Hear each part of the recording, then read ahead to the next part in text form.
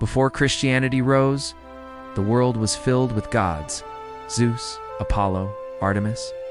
Entire empires bent their knees to idols, but somehow this tiny, persecuted movement flipped the spiritual world upside down. So how did early Christians prove the Greek and Roman gods were false? They started with reason. Thinkers like Justin Martyr and Origen borrowed from Plato and Stoic logic. A true God, they said, must be eternal, unchanging, morally perfect. But the Greek gods? Jealous, vengeful, constantly fighting and falling in love with mortals? How can something divine be? So, human, then came the moral critique. Christian apologists ask why worship gods who cheat, seduce, and destroy. If these were our role models, what hope did humanity have?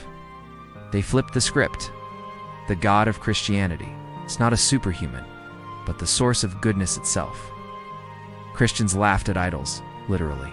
Tertullian mocked the idea of worshiping a statue you just carved.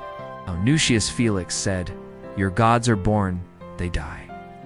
That makes them human, not divine, they asked. If your gods are real, why do they need guards? Then came power.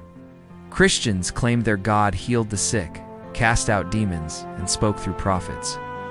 Pagan gods remained silent, locked in marble. When Christians were killed, they sang, bled, forgave. Their courage became its own proof.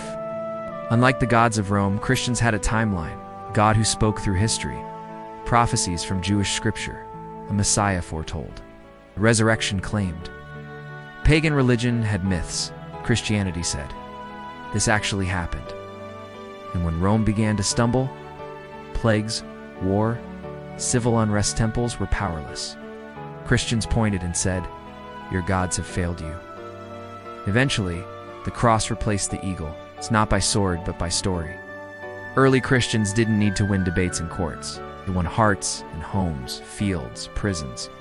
They didn't just disprove false gods. They lived like their God was true. Subscribe for more.